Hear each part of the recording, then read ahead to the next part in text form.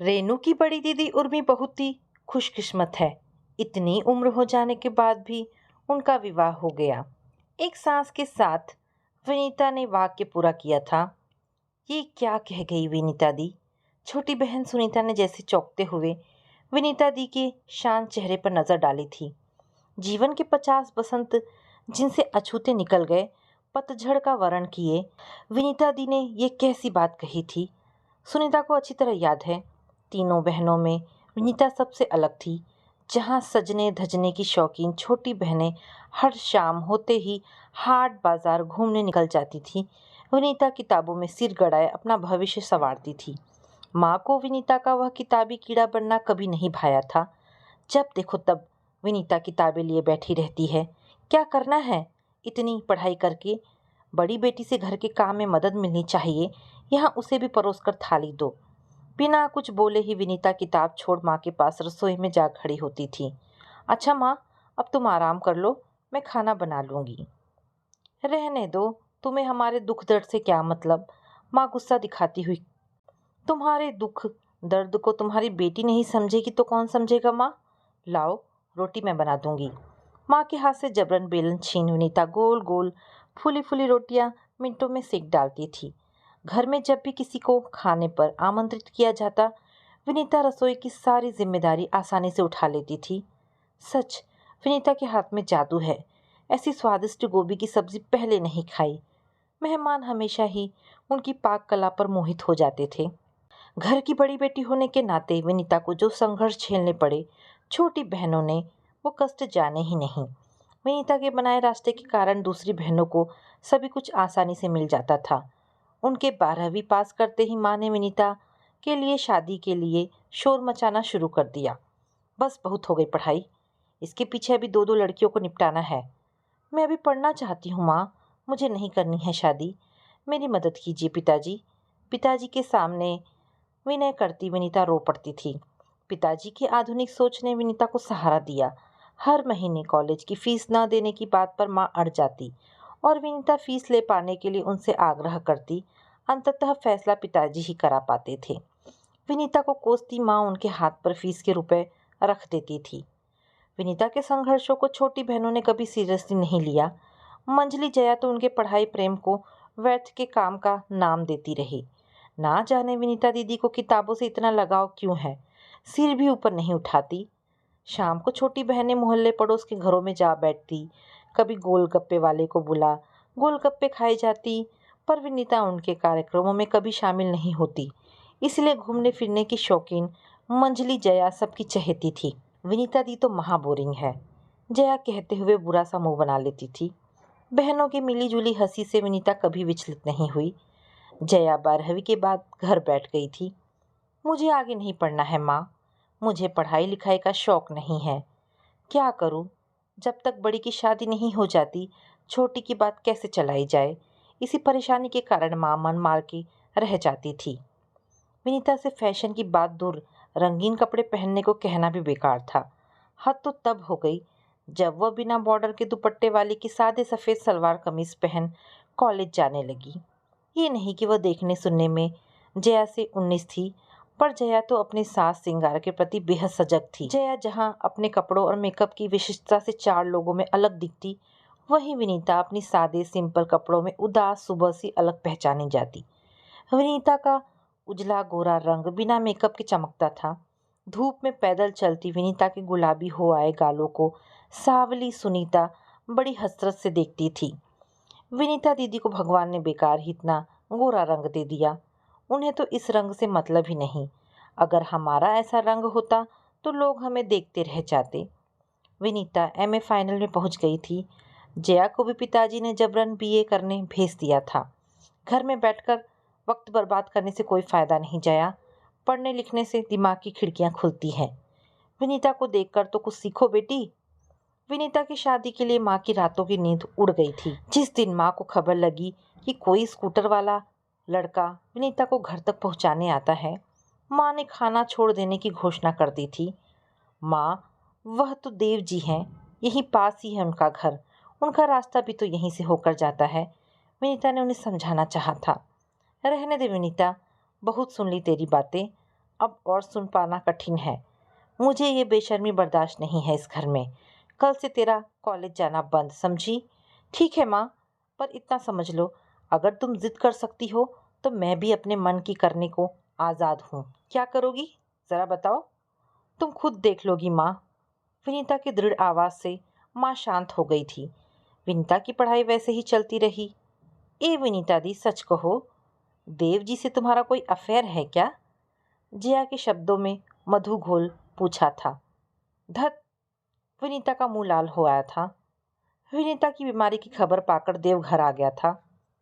माँ पर तो जैसे वज्रपात हुआ, पर थोड़ी ही देर में देव ने अपनी मीठी बातों से माँ का भ्रम दूर कर दिया था। माँ जी, पहले तो मैं आपका आशीर्वाद ले लूं।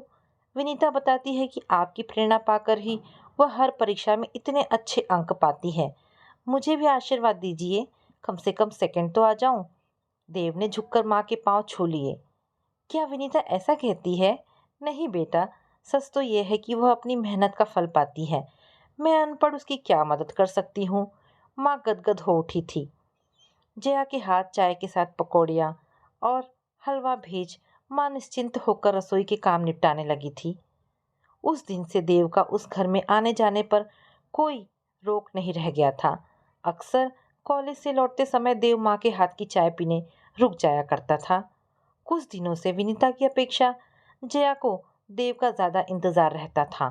देव जी, आपका कब से इंतज़ार कर रही हूँ, इतनी देर क्यों की? स्वर में जैसे शिकायत रहती। क्यों भाई, ऐसी क्या ज़रूरत आ पड़ी? देव मुस्कुरा उठता। क्यों बिना ज़रूरत आपका इंतज़ार नहीं हो सकता? अपनी बात पर स्वयं चौंक जया आगे कहती जाती। मिस शर्मा के हिंदी सेमिनार के लिए एक अच्छा सा निबंध लिखना है। कुछ पॉइंट्स बता दे तो मेरी थाक जम जाएगी। तुम्हारी विनीता दी से ज़्यादा अच्छा निबंध थोड़ी लिख सकता हूँ। उनकी मदद क्यों नहीं लेती? विनीता दी से मदद? अरे आप उन्हें नहीं जानते।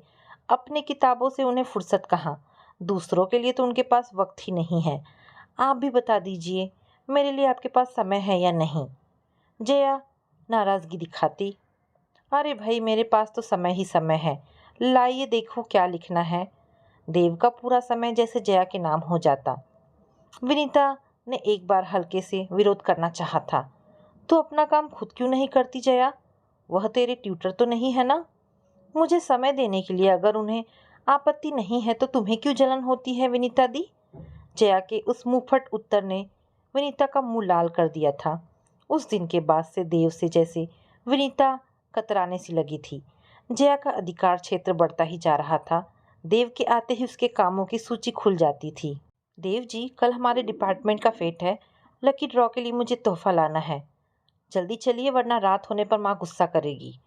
अरे उसे चाय तो पीने दे, माँ स्नेह से पुकारती। न माँ, देर हो जाएगी, चाय इन्हें बाहर ही पिला दूंगी। आइए, अब और देर ना कीजिए।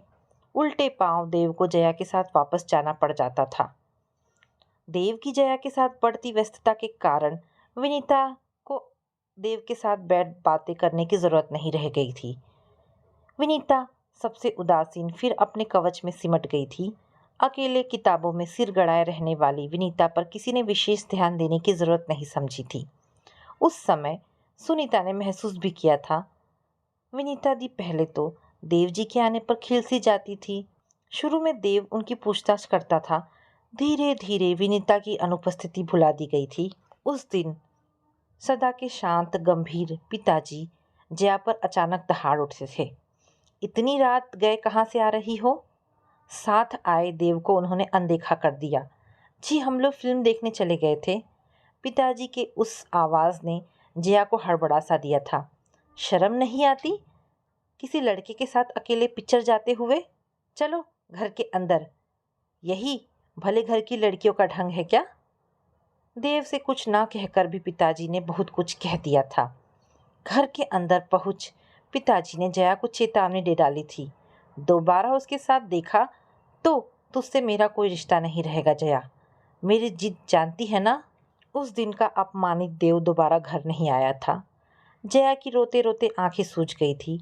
माँ ने पिताजी को समझाना चाहा था। मुझसे पूछ कर गई थी जया, इस तरह घर आए लड़के का अपमान किया जाता है क्या? तुम चुप रहो।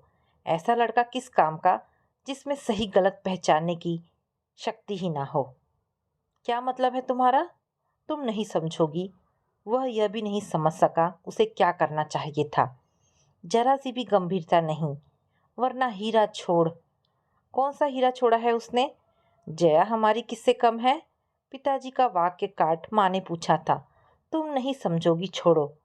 उम्र के इस पड़ाव पर सुनीता समझ सकी थी कि विनीता दी की जगह जया की ओर झुकने वाले देव ने पिताजी को आहत किया था। वनिता दी पिताजी की आदर्श बेटी रही हैं। पिताजी की आकांक्षाएं उनमें ही साकार हुई थी। पिताजी ने हमेशा कहा, धन संपत्ति तो आती जाती रहती है, असली धन तो विद्या धन है, जितना खर्चो बढ़ता जाता है। माँ को पिताजी का वह दर्शन कभी नहीं भाया। सरकारी नौकरी कर रहे भाइयों के ठाट बाट के आगे अध्यापक पिताजी की माँ की दृष्टि में सदैव हे ही रहे। उस घटना के बाद पिताजी ने वनिता के लिए वर की तलाश शुरू कर दी थी। जल्द ही पिताजी ने वनिता के लिए सुपात्र खोज लाए थे। अपने आलोकनाथ का बेटा यहीं कॉलेज में लेक्चरर है, हमें पता ही नहीं। सुनते ही वह बोला, विनीता जैसी बहू मिलना उसके परिवार का सौभाग्य होगा। खिले हुए मुंह से पिताजी ने माँ को खबर दी थी। माँ ने पिताजी को अपने भाइयों के सामने सदैव नकारा ही समझा। इकलौती बहन के रूप में माँ को भाइयों को बड़ा स्नेह प्राप्त था।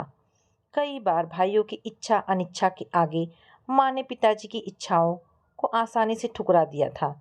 इस बार भी वही हुआ। विनीता के लिए इन्होंने एक लड़का देखा है, आपकी राय हो जाती तो बात आगे बढ़ाते। माँ ने बड़े भाई की राय लेना जरूरी समझा था। घर बार लड़का कैसा है तुम तो जानती हो सुमित्रा, तुम्हारे पतिदेव बहुत ही भोले हैं, कहीं धोखा ना खा जाए, जिंदगी भर की बात है। बड़े मामा ने पिताजी की पसंद पर शंका प्रकट की थी। इसलिए तो चाहती हूँ भैया, आप एक बार सब देखभाल कर आते तो तसल्ली हो जाती। देखता हूँ। लड़का देखने गए बड़े मामा घर पर आकर नाराज हो गए थे। मुझे तो पहले ही पता था कि शंभू ऐसा ही लड़का खोजेंगे। जानती हो सुमित्रा, मांसाहारी है पूरा खानदान, मांस भक्षी लड़का खोज लाए हैं शंभू जी। ये बातें तो इन्होंने बताई नहीं थी भैया, पर विनीता को उसके लिए कोई ऐतराज नहीं है। क्या?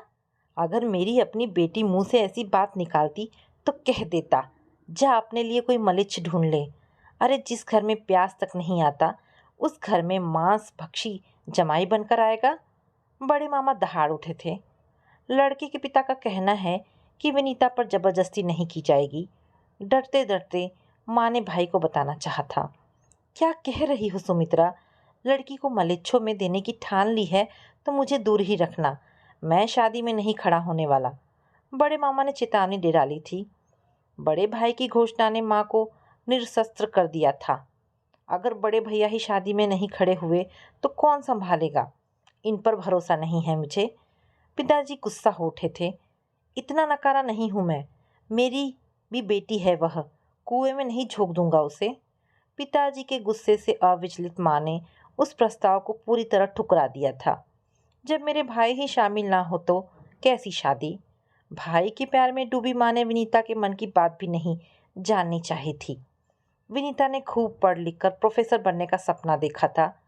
प्रोफेसर पति के साथ उनकी कितनी अच्छी निभती, शायद आज यह बात सभी महसूस करते हैं। अंततः बड़े मामा ने विनीता के लिए लड़का खोज निकाला था। उनके एक पुराने मित्र के बहन का लड़का था रवि। मामा ने उसकी तारीफों के पुल बांध दिए थे। इतना अच्छा घरवर मिला है, विनीता का सौभाग्य ही समझो। एक पैसा दान दहेज नहीं मांगा है। लड़के ने कहा है कि एकदम सादगी से शादी होनी चाहिए, बैंड बाजा कुछ नहीं चाहिए। माँ का मुंह खुशी से चमक उठा था। बैंड बाजा नहीं होगा तो शादी में रौनक कैसे होगी? हम तो खूब गाने बजाएंगे और नाचेंगे। जया ने विरोध प्रकट किया था। माँ, विनीता दी कह रही थी कि लड़के ने उन्हें देखने की इच्छा भी नहीं जताई, कहीं कुछ गड़बड़ तो नहीं? सुनीता ने धीमे से माँ से संदेह प्रकट किया था। बेशर्मी की हद है। और पढ़ाओ लड़कियों को। ऐसी बात मुंह से निकालते शर्म से मर क्यों नहीं गई वनिता? मामा विनीता के दुस्साहस पर हैरान थे। विनीता की बारात को क्या बारात कहा जा सकता था? गिनती के 6-7 लोग ही आए थे रवि के साथ। फेरों के लिए चलने को तैयार रवि के पाजामे के फटे पायछे पर बड़े मामा की नज़र पड़ गई थी। बेटा तैयार हो जाओ, फेरों का समय हो रहा है। मैं तैयार हूँ, गंभीर आवाज में रवि ने जवाब दिया था। पर पर तुमने कपड़े नहीं बदले हैं शायद। तुम्हारा पायजामा पायचे से फटा हुआ है बेटा। फटा है तो क्या हुआ, बेकार के दिखावे से नफरत है मुझे। चलिए। बड़े मामा के दिल में जैसे कहीं कुछ दरक सा गया था। अपने को संयत रख चुपचाप एक ओर जा खड़े हुए थे। कभी रंगीन कपड़े न पहनने वाली विनीता लाल साड़ी में गजब की सुंदर लग रही थी। विनीता के साथ बैठा रवि किसी भी तरह विनीता के योग्य नहीं लग रहा था। विनीता की विदाई की तैयारी हो रही थी। कचौड़ी की दाल पीसने को उठाई सिल मेहरी के हाथ से गिरकर 2 टुकड़े में टूट गई थी। डर से मौसी की आंखें फट गई थी। हाय राम, ये कैसा अपशकुन, कैसा अपशकुन मौसी। सुनीता हंस पड़ी थी। अरे पत्थर टूटना बहुत बड़ी बदसुगनी होती है सुनीता। चुप रहो मालती, शादी का घर है, ऐसी बातें नहीं करते। चाची जी ने मौसी को झिड़का था। विदाई के समय अजीब नजरारा आ खड़ा हुआ था। विनीता और रवि के लिए फर्स्ट क्लास के टिकट खरीदे गए थे। शेष बारातियों के लिए सेकेंड क्लास का सीटें रिजर्व करा दी गई थी। रवि ने शोर मचाना शुरू कर दिया। मैं अपने दोस्तों का अपमान नहीं सहन सकता। किसने कहा था मेरा टिकट अलग खरीदो, मैं उन्हीं के साथ जाऊंगा। उत्तेजना से रवि का मुंह तमतमा आया था। पर बेटा ये तो सोचो कि सबके साथ विनीता का क्या होगा। दबे स्वर में बड़े मामा ने रवि को समझाना चाहा। मैं सेकेंड क्लास में ही जाऊंगा। अपनी बेटी को फर्स्ट क्लास में भेजना चाहते हैं तो आप आज़ाद हैं। मामा जी उस सपाट उत्तर पर हतप्रभ रह गए थे। विनीता को भीड़ भरे कंपार्टमेंट में बिठाते हुए पिताजी उदास हो गए थे। मेरी बेटी का ध्यान रखना रवि बेटा, सबके सामने कुछ मांगने में उसे संकोच होगा। बेटी के झुके मस्तक पर आशीर्वाद का हाथ धरते पिताजी का कंठ भर आया था। 4 दिन बाद छोटे भाई को वनीता को विदा कराने भेजा गया था। उन्हें लेने पहुंचे लोग स्टेशन पर वनीता के आने की राह देख रहे थे। हरी लाल चुनरी में वनीता खूब प्यारी लग रही थी। घर पहुंचते ही माँ ने उन्हें सीने से लगा लिया था। कैसे हैं तेरे ससुराल वाले विनीता? सास तो अच्छी है ना? हाँ माँ, सब लोग बहुत अच्छे हैं। क्या दिया है तेरी सास ने? मौसी ने उत्सुकता से पूछा था। खानदानी हार दिया था उन्होंने, पर उन्हें पहन सफ़र में आते समय चोरी का डर था, सो वहीं रख लिए हैं, विनीता ने आसानी से बताया था। और तेरे यहाँ के गहने? माँ जैसे चौंक गई थी। वो तो साथ लाई हूँ माँ। रवि कैसा लगा हमारी विनीता को? बड़ी भाभी ने मजाक किया था। उन्हें तो ऑफिस का ज़रूरी काम आ गया था। जिस दिन पहुँचे उसी दिन दिल्ली जाना पड़ गया भाभी। क्या? शादी के बाद एक दिन भी घर नहीं रुका? क्या कह रही है विनीता? छोटी भाभी विनीता के भोले मुंह को निहारती विस्मित हो उठी थी। उन्हें काम जो था भाभी, उसी सहज निश्चलता से विनीता ने जवाब दिया था। घर में कानाफूसी शुरू हो गई थी। उस सबसे उदासीन विनीता सहज और सामान्य सब काम करती रही। माँ ने विनीता की खास सहेली आशा से पूरी बात पता लगाने को कहा था। ये विनीता तो पगली है आशा। शादी के बाद रवि ने इससे बात भी नहीं की और ये इतनी खुश है। ठीक है चाची, मैं बात करती हूँ। आशा से पूरी बात सुन माँ मौन सुनने में ताकती रह गई थी। 5 दिन ससुराल में रहने के बाद भी विनीता कुंवारी है। भला इस बात पर कोई कैसे विश्वास कर सकेगा? आशा के द्वारा ही माँ ने विनीता से रवि के नाम चिट्ठी लिखवाई थी। उत्तर सर्वथा अनपेक्षित था। रवि ने विनीता को लिख भेजा था। उन्हें शादी के लिए जबरन भेजा गया था। वे कहीं और बंधे हैं। उस बंधन से मुक्त हो पाना उन्हें संभव नहीं लगता। विनीता अपनी पढ़ाई पूरी कर कहीं भी नौकरी करने को स्वतंत्र है। विनीता पर क्या बीती होगी समझ पाने के लिए अभी दोनों बहनों में उतनी उम्र नहीं थी। फिर भी बड़े मामा के साथ माँ विनीता को लेकर रवि के घर गई। रवि ने उन्हें एक रात भी अपने घर रुकने की अनुमति नहीं दी। विनीता की सास ने माफ़ी मांगते हुए कहा था, हमने समझा था कि सुंदर पत्नी पाकर वह ठीक हो जाएगा, पर एक्सपेरिमेंट करने के लिए हमारी ही बेटी मिली थी आपको। शर्म नहीं आती एक लड़की की जिंदगी खराब करते हुए? बड़े मामा दहाड़ उठे थे। कुछ भी कहना सुनना या रवि को समझा पाना बेकार था। रवि ने दो टूक फैसला सुना दिया था। माँ ने मरने की धमकी देकर शादी के लिए भेजा था। मैं चला गया था, पर इस शादी की जिम्मेदारी जीवन भर उठाना असंभव है। हाई कोर्ट से नो मैरिज सर्टिफिकेट के लिए कोई ज़्यादा परेशानी नहीं उठानी पड़ती थी। रवि ने आसानी से कागजात साइन करके भेज दिए थे। माँ पिताजी के सामने नई परेशानियाँ खड़ी हुई थी। सबसे बड़ी बेटी का डाइवोर्स, छोटी बहनों का तो भविष्य अंधकार में कट जाएगा। विनीता के डाइवोर्स की बात भरसक छिपाकर रखने के बावजूद मोहल्ले पड़ोस की औरतें विनीता से उसके पति ससुराल वालों की बातें पूछ पूछ कर परेशान कर डालती थी। उस समय सुनीता को विनीता दी पर ही बहुत गुस्सा आया करता था। विनीता दी, तुम ना ढंग के कपड़े पहनती थी, न कभी जरा सा भी मेकअप किया, इसलिए तो जीजाजी ने तुम्हें पसंद नहीं किया। और क्या, जया दी को देखो, सभी लोग उनकी कितनी तारीफ करते हैं। भाभी ने भी हाँ में हाँ मिलाई थी। दोनों की बातें सुनती विनीता ने दृढ़ता से अपने होंठ भींच लिए थे। घर में दूसरी ही समस्या थी। विनीता दी के डाइवोर्स की बात फैलने से अन्य बहनों की शादी में बाधा का डर था। सबकी सलाह पर जया की शादी जल्दी करने का फैसला किया गया था। जया का लावण्य और साज श्रृंगार से सजा चेहरा किसी को भी सहज ही आकर्षित कर सकता था। जया का विवाह जल्दी ही तय हो गया था। जया के विवाह में विनीता दी भाग भाग कर काम कर रही थी। सबका उनसे एक ही सवाल था, अरे विनीता, तेरे पतिदेव कब पहुंच रहे हैं? विनीता, रवि नहीं आए? सुनीता और जया की सहेलियां उन्हें अलग परेशान कर रही थी। अरे बड़े जीजाजी नहीं आए, ऐसा भी क्या काम?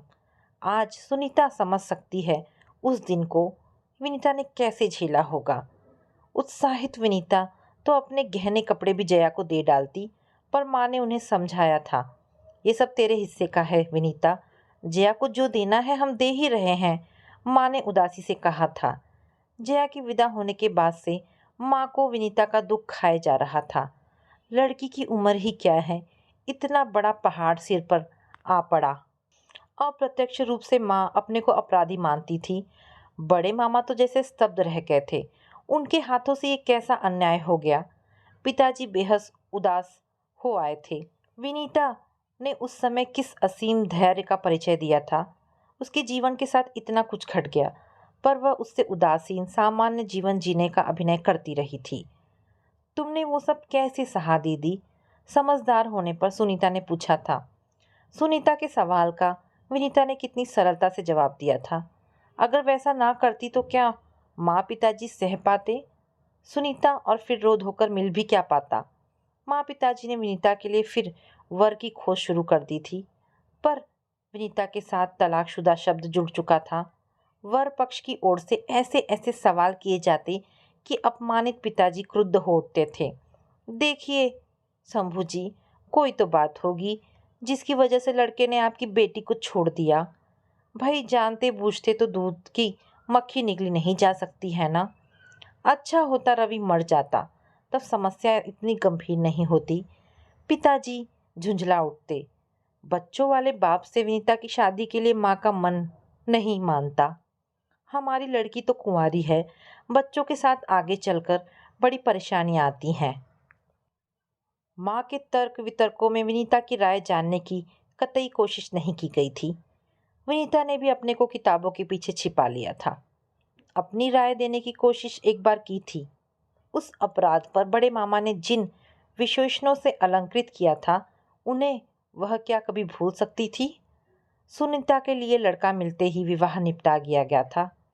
विनीता तब तक कॉलेज में अस्थायी लेक्चरर नियुक्त हो चुकी थी। कभी कभी माँ झिकती कह जाती, पता नहीं इस विनीता में क्या कमी है। कमला की बेटी नीलम का आज ही डाइवोर्स हुआ और 2 महीने बाद दूसरी शादी हो गई। विनीता ने कभी इन बातों के विरोध में यह भी नहीं कहा कि माँ, जो मेरे लिए घर आया, तिलक लौटा, मुझसे विवाह करने को तैयार था, उस समय तुम्हारी ये बुद्धि कहाँ गई थी? पिताजी के दोस्त का लेक्चरर बेटा विनीता पर सचमुच मुग्ध था। तिलक की दावत पर भी पिताजी से उनके दोस्त ने यही कहा था, विनीता के लिए हम यह तिलक भी लौटा सकते हैं शंभू जी। आज उनका यह बेटा लंदन की यूनिवर्सिटी का सम्मान बना हुआ है। ना विनीता ने बड़े मामा से कभी कोई शिकायत की, जिन्होंने विनीता के विवाह का परिणाम देख अपनी बेटियों को मांसाहारियों में ब्याहने में कोई बाधा नहीं समझी। उन मांस भक्षियों के मुकाबले रवि तो नरभक्षी था, जिसने एक सजीव जीवन निर्जीव जीने को छोड़ दिया था। बड़े मामा के जीते जी विनीता उनका भरपूर स्नेह पाती रही। जया को तो विनीता से हमेशा ही शिकायत ही रही, क्योंकि उसके कारण उसको ससुराल में हमेशा तानों का शिकार होना पड़ा। कहीं जरा भी गलती हुई तो यही सुनना पड़ता, अरे इसकी तो सारी बहनें एक जैसी हैं, बड़ी घर बैठी है, इसे भी वहीं भेज दो तो ठीक हो जाएगा। जया के पति ने असली बात जानने के लिए बार बार कुरेदा था। भला ये भी कोई विश्वास योग्य बात हुई कि रवि का किसी और से रिश्ता था, इसीलिए उन्होंने छोड़ दिया। अरे आदमी 10 जगह रिश्ता बनाए रखकर भी पत्नी रखता है। मुझे तो लगता है कि रवि ने तुम्हारी विनीता दी के लिए किसी गंभीर अपराध की सजा दी होगी। जया का पति व्यंग से मुस्कुराता। आंखों के सामने जवान लड़की को तपस्विनी का जीवन बिताते देखना माँ को दिल बहुत दुखता था। शायद इसीलिए विनीता ने दूसरे शहर में नौकरी कर लिया था। उस समय विनीता की उम्र ही क्या रही होगी, 30-32 वर्ष। विनीता ने लोगों की व्यंग नज़रों का कैसे सामना किया होगा, किसी ने जानने की कोशिश नहीं की। विनीता के लिए माँ पिताजी बराबर प्रयत्नशील रहे, पर बात कहीं ना बन सकी। यह सच था, विनीता चाहती तो एक बार वर जुटा पाना उन्हें कठिन नहीं था। कभी किसी ने उनके पास तक पहुंचने की कोशिश की तो घर वाले चिहुक उठते, छी भला वह हमारी विनीता योग्य है। अरे जात पात न भी माने, कम से कम और दामादों के साथ तो बैठने लायक हो। धीरे धीरे एकाकी जीवन ही विनीता को रास आने लगा था। ऐसा मान सबने आश्वस्ति की सांस ली थी। घर के सभी सदस्यों की आवश्यकताएं विनीता से ही पूरी होती। बच्चों में तो विनीता मौसी की जान ही बसती थी। घर हर बच्चे के जन्मदिन पर भारी उपहार के साथ विनीता पहुंच उत्सव सा समारोह आयोजित कर डालती। बच्चों को भी उनका इंतजार रहता। विनीता मौसी से छोटी बड़ी फरमाइशें की जाती। माँ पिताजी की बीमारी विनीता ही झेलती। तुम तो अकेली हो विनीता दी, तुम्हें छुट्टी लेकर घर चली जाओ, यहाँ बच्चों और उनके पापा को कौन देखेगा। कभी जया तो कभी सुनीता के आदेश उस तक पहुँचते रहते। माँ पिताजी को भी तो उसी का आसरा रहता। माँ कहती, विनीता तो हमारा बेटा है। एक बार दबी जबान विनीता ने कोई बच्चा गोद लेने की बात की थी। पूरा घर स्तब्ध रह गया। तुम समझती नहीं विनीता, गोद लेने से क्या लीगल प्रॉब्लम आएंगे, तुम नहीं जानती। बात कुछ हद तक ठीक भी थी। विनीता का जो स्टेटस था उसमें गोद लिए बच्चे का भविष्य क्या बनता। जीवन के 50 बसंतों की मादक हवा से अछूती विनीता ने आज पहली बार रेणु की उस बहन को भाग्यशाली ठहराया जिसका विवाह हो गया। एक बात पूछूं विनीता दी, क्या तुम्हें सचमुच कभी कोई मन लायक नहीं मिला? सुनीता ने पूछा था। जो नहीं मिला उसके लिए अब क्या सोचना सुनीता। तुम चाहती तो देव जी तुम्हें मिल सकते थे विनीता दी। जो चीज़ अपनों से छोटों को भा जाए उसे छीनना क्या ठीक है सुनीता? म्लान मुख विनीता ने पूछा था। तुमने ऐसा मौका ही क्यों आने दिया विनीता दी? जब तुम्हारे प्राप्त पर कोई अनाधिकार हक जमाने का प्रयास कर रहा था, तभी तुमने क्यों नहीं उसकी सीमा बता दी थी उसे? घर की बड़ी बेटी थी ना सुनीता, मैंने सबको देना ही जाना। तुम्हें किसने क्या दिया? हम सब ने भी तो तुम्हारे साथ अन्याय ही किया विनीता दी। सुनीता का स्वर तनिक भारी हो आया था। छी पगली, मेरी यही नियति थी। नहीं विनीता दी, तुम्हारी इस नियति के लिए हम सब जिम्मेदार हैं। सबने इच्छा तुम पर ला दी, वरना आलोक अंकल के बेटे से शादी रचा, आज तुम भी विदेश में सुख से ना जीती। पता नहीं सुनीता, सुख से जी पाती या नहीं, पर आज तुम सबको सुखी देख मैं कितनी संतुष्ट हूँ तू नहीं समझ सकेगी। जानती है, अपने अंतिम समय तक बड़े मामा अपने को क्षमा नहीं कर सके थे। जीवन का कितना बड़ा सच वह मेरे कारण ही तो जान सके ना। कैसा सच? यही कि तुम्हारे बाद किसी भी लड़की के विवाह के लिए शाकाहारी मांसाहारी वर का प्रश्न नहीं उठाया गया। भला ये भी कोई बात थी जिसके लिए तुम्हारा जीवन व्यर्थ चला गया विनीता दी? कुछ देकर ही तो बहुत कुछ पाया जा सकता है। मेरे कारण तुम सबको उन बेकार की बातों की कीमत तो नहीं चुकानी पड़ी। मुझे इसी का संतोष है सुनीता। दूसरों के लिए ही सोचती रही विनीता दी, कभी अपने लिए एक पल को भी नहीं सोचा। सोचा था सुनीता, सच कहूँ तो आज भी सोचती हूँ। पर तू ही बता, क्या शादी ही जीवन की नियति है? क्या तुम सब मेरे नहीं हो?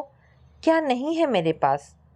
एक सच कहूँ विनीता दी, पूरे जीवन तुमने अपने को आदर्शवादिता के झूठे आवरण में लपेट हर अन्याय सिर झुका स्वीकार किया।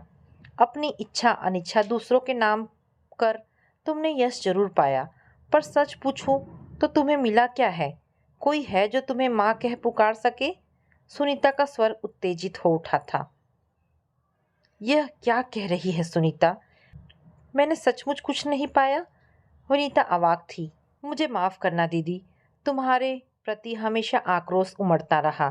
तुम विद्रोह क्यों ना कर सकी? विनीता दी, तुम्हारा जीवन तुम्हारा क्यों नहीं रहा? तुम तो ऐसी नहीं थी विनीता दी। ठीक कहती है सुनीता, शायद तब इसलिए विरोध ना कर सकी कि बचपन से सुनती आई थी कि बड़ी बेटी दूसरों के लिए आदर्श होनी चाहिए, बड़ों की आज्ञा पालन ही उसका एकमात्र धर्म होना चाहिए। और अब क्यों नहीं अपना आक्रोश उनके प्रति व्यक्त करती? क्या तुम्हारे अंतर में आग नहीं धधकती विनीता दी? यह आग क्या आसानी से बुझ सकती है? सच तो यह है कि पहले की अपेक्षा आज जब अपने बारे में ऐसा वैसा कुछ सुनती हूँ तो तिलमिला जाती हूँ। क्या गलती की थी मैंने? विवाह के 7 फेरों के लिए अपराधिनी क्यों बना दी गई मैं? तुम्हें अपराधी कौन कहता है दीदी? ये समाज सुनीता। क्लास में अगर लड़कियों से कहती हूँ अन्याय सहन करना गलती है तो बाहर ताने सुनती हूँ। कैसे ताने दीदी? यही कि पति से लड़कर अपनी जिंदगी तो बिगाड़ ही ली, अब लड़कियों का जीवन बिगाड़ रही हूँ। इतना अन्याय कैसे सहती हो दी? जी चाहता है कि रवि का मुंह नोच डालूं, सबके सामने ले जाकर कहूँ असली अपराधी ये है, सजा इसे मिलनी चाहिए। मुंह नोचने से क्या जबरन किसी के दिल जीता जा सकता था सुनीता? शांति से सोचकर देखो तो रवि और मेरा अपराध क्या एक सा नहीं है? क्या कह रही हो दी? उस दुष्ट से अपनी तुलना कर रही हो? क्या बड़ों की खुशी के लिए हमने अपना जीवन व्यर्थ नहीं किया? अपने मन की बात अगर साहसपूर्वक कह सकी होती तो आज यह स्थिति क्यों आती? अब भी तो तुम किसी से कुछ नहीं कहती विनीता दी। अब किससे क्या कहूँ? माँ की दयनीय सूरत, बड़े मामा की क्षमा मांगता सा अपराधी चेहरा, पिताजी का असहाय आक्रोश देख कुछ कहने सुनने की हिम्मत ही नहीं होती। फिर सबसे बड़ी शिकायत तो अपने से ही है। अपने से शिकायत क्यों? सुनीता हैरान थी। अपने भाग्य की रेखाएं बदल सकने का दम्भ रखने वाली मैं इतनी कमजोर क्यों पड़ गई थी? अपने लिए निर्णय लेने की हिम्मत क्यों ना कर सकी? क्यों मैंने अपने को नियति के हाथों छोड़ दिया? क्यों उससे मैं हार गई? नहीं विनीता दी, तुम कभी हारी नहीं हो। लोग तुम्हारी हंसी उड़ाते रहे, उल्टा सीधा कहते रहे, तुमने पलटकर भले ही उन्हें जवाब ना दिया हो। अपने लिए सही रास्ता चुन आज उनसे तारीफ पाती हो ना। कितनी लड़कियों का भविष्य संवार रही हो तुम। सचमुच विनीता दी कि तारीफ करने वालों की भी कमी ना थी। किसी की बुराई तारीफ का अब कोई मतलब नहीं रह गया है सुनीता। एक बात पूछूं विनीता दी, तुम तो हम सबसे अलग थी। विद्रोहिणी रूप में हम तुम्हें पहचानते रहे, फिर शादी को क्या तुमने भी अंतिम नियति स्वीकार की है? शादी अंतिम नियति नहीं, पर एक सच स्वीकार करूंगी। मैंने भी पति बच्चों के साथ एक घर का सपना जरूर देखा था सुनीता। उसके लिए अब क्या करोगी दीदी? बहुत सोचने के बाद लगता है अपने को बहुत सीमित दायरे में बांधे रही हूँ मैं, इसलिए कभी कभी अभाव कसक उठते हैं। अब अपने दायरे का विस्तार कर सुख पाना है। दायरे का विस्तार? हाँ, असहाय औरतों और अनाथ बच्चों के लिए सपनों की दुनिया बसाऊंगी। सुनीता, उन औरतों और बच्चों में मैं भी क्या अपनी खुशी नहीं पा सकूंगी?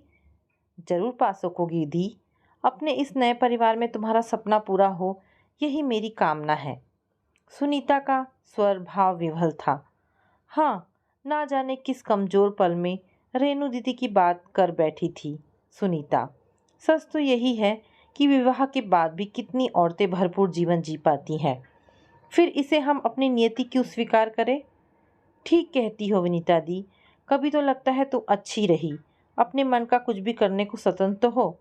हमें तो हर बात के लिए घर भर का मुंह ताकना पड़ता है।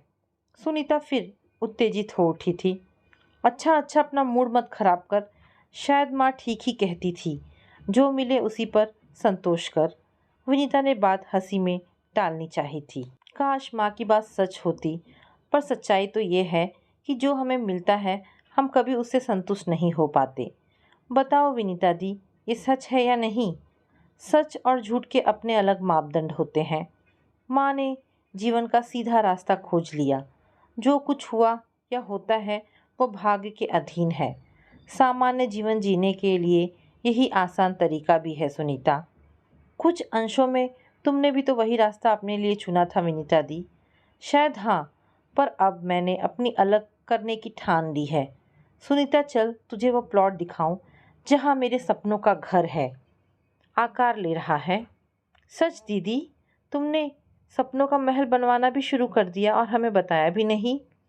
सोचा था सबको सरप्राइज दूंगी, पर आज बातों में ही तुम्हारे सामने राज खुल ही गया। ओ दी, सच में आप बहुत ही ग्रेट हो। चलो, अब और मैं रुक नहीं सकती।